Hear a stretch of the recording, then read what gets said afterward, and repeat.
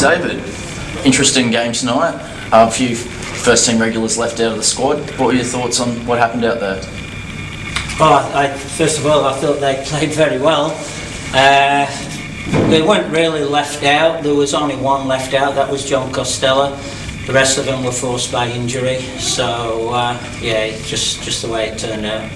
Still a good opportunity to give some squad players some playing time before the finals, though. Absolutely, and we did that. I mean, it was probably too many changes for me. A complete brand new back line. 4 changes to a back line wasn't easy, and I think that showed early on. And it took us quite a while to get organised, but once we'd done that, I thought we performed a lot better. And the final result, are you happy with that, or do you think it was a fair reflection of what went on? We didn't get beat, so am I happy? Yeah. Would I like to have won? Yeah, I'll take the draw. Nick, you had the captain's armband out there tonight and played very, very well. How was it out there leading the lads? Yeah, I mean, as Largy's just said, it's difficult when you have momentum and you're winning games consistently with a nucleus of players, and then 3 or 4 changes, most of them were forced upon Largy, of course. It is difficult to keep the consistency in the team. I mean, Largy and myself, Johnny, all the senior players are fully aware of everyone's capabilities in the squad, and there's not much difference in terms of technical ability, skill, and things like that. But what is the key difference is obviously that consistency when you do have changes. So it was good to lead the boys. Obviously I've done it before this season, and I'm happy to do it and very honoured to do it as and when called upon. But like I say, disappointed we didn't get the result that we wanted in terms of the win, but still we'll take the draw, certainly in those circumstances. Steve? Would you say that you're probably a little bit fortunate tonight to come away with a point? Yeah, I do, but I'll also back that up and say that I think they were fortunate as well. Well, I would say that it's probably been a while since I've seen the team cough up as many bad passes, cough up possessions often, and keep turning themselves around. Was it a bit difficult out there because of that, Nick? Yeah, I mean, look, the boys do their best with the Perry Park pitch, and obviously it's well documented. I think in Brisbane it's not rained for, I think it's 2 weeks, is it, or something like that. So it's very dry out there, and it's very difficult to get a level playing surface. But you know what? Like I said, they're a good side. Taking nothing away from them. The reason why we were giving balls away is because they put us under a lot of pressure. They were very well structured, and it was difficult to move the ball as quickly as we'd have hoped. But I still think we played some very exciting stuff there in the second half, and as Largy again has just said, they'll probably be disappointed they didn't win it, but so are we. It really could have gone either way there. When you were 2-1 down there, Nick, I noticed that you were straight back into the game from the kick-off and actually created the equalising goal. That game mean a lot to you for some reason? Because you really seem to be quite worked up about it. Well, I just feel it's very important. As again I've mentioned already in this interview, that it's very important to keep momentum. It's very, very easy to slip into a lackadaisical state of play, shall you say, where you think that the job's done and you can just turn up and roll teams over without even rolling your sleeves up.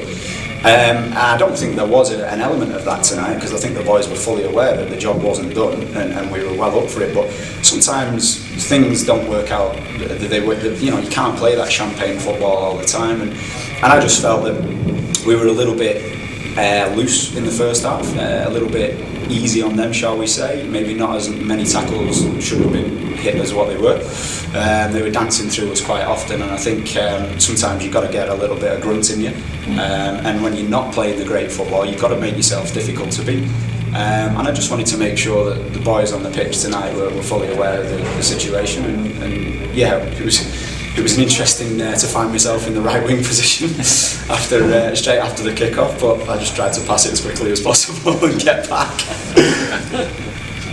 David, still got to go to Mariba next week. Still haven't locked up the trophy yet.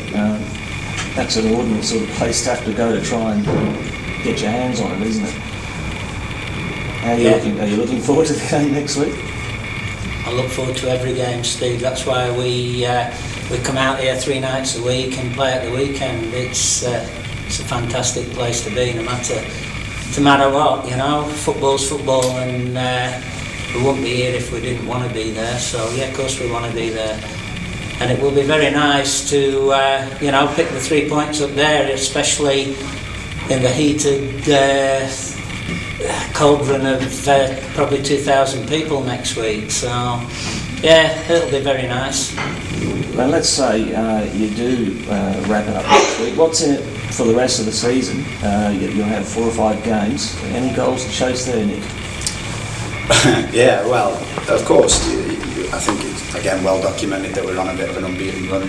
I think it's since the 3rd round, is it? I think it's the 3rd round. So, yeah, there's those kind of things, but it's different mental challenges for the squad once the championship is wrapped up, and hopefully it will be quicker than we'd like. But you know, you have all kinds of challenges when obviously new people will be coming into the team, I'm sure, and given opportunities that maybe have been finding it difficult of late to get into the side because it's been such an important run of games.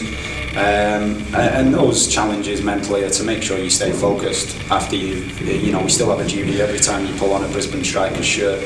You've got a duty to the people that run the club, the manager, the fans, to go out there and give everything you've got. So from my point of view, I certainly won't be allowing anyone, including myself, to try and slack off in any situation. Dave Chambers made the penalty save there just before the half. Was that important, going into the half at 0-0? Of course it was, you know, and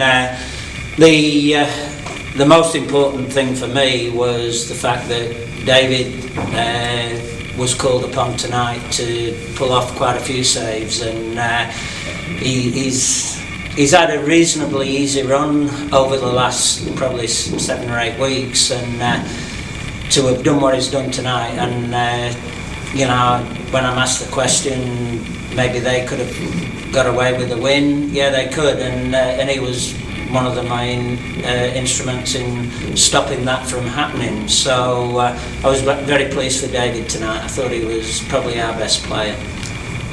I'm good. That's nice. Just one more question, Dave. Obviously, as you said, you had to leave a few players out tonight, and I suppose over the remainder of the season you're going to want to try and use a few fringe players. There's a bit of a balancing act there, I suppose, to do that, but also to keep the momentum going. Is that a difficult thing?